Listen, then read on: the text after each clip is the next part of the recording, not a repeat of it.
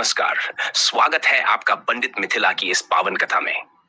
आज हम जानेंगे उस दिव्य धनुष की कथा जो स्वयं भगवान शिव का था, जिसे उठाना किसी देवता के लिए भी सहज न था और जिसे तोड़कर रघुकुल नायक श्री राम ने धर्म और प्रेम का एक अद्भुत संदेश दिया।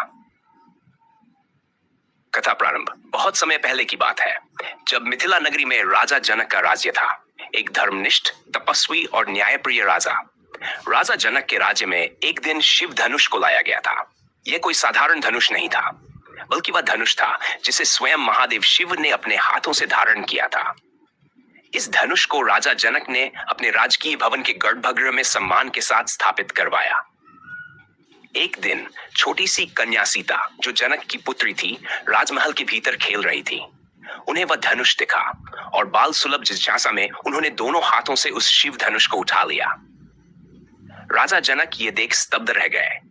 जो धनुष ऋषि मुनियों, योद्धाओं और राजाओं से भी न उठ सका, उसे एक छोटी बालिका ने मुस्कुराते हुए सहजता से उठा लिया। जनक समझ गए, ये कोई साधारण बालिका नहीं है, यह स्वयं देवी का अंश है। तभी जनक ने यह संकल्प लिया, जो भी वीर इस शिव धनुष को उठाकर इसे तोड़ने में सफल होगा, वही मेरी पुत्री सीता का वरण करेगा। स्वयंवर की तैयारी। मिथिला में हुआ भव्य स्वयंवर। दिग दिगंत से राजा, महाराज और महान योद्धा आए। रावण तक, जिसने अपने 10 बल से प्रयास किया पर कोई भी धनुष को हिला तक न सका। फिर आए अयोध्या से राजकुमार राम, गुरु विश्वामित्र के साथ। राम ने गुरु की आज्ञा से मृदु मुस्कान के साथ धनुष को उठाया और पल भर में उसे 2 टुकड़ों में तोड़ूरा भवन गूंज उठा। शंख बजे, पुष्पों की वर्षा हुई और जनक ने राम का स्वागत कर कहा, अब मेरी जानकी आपकी है। कथा का सार। यह सिर्फ एक धनुष तोड़ने की घटना नहीं थी, यह थी धर्म, प्रेम और सामर्थ्य की परीक्षा। शिव धनुष, जो भगवान शिव की शक्ति का प्रतीक था, उसका सहज उठना बताता है सीता कोई साधारण स्त्री नहीं, बल्कि स्वयं शक्ति का साकार रूप थी।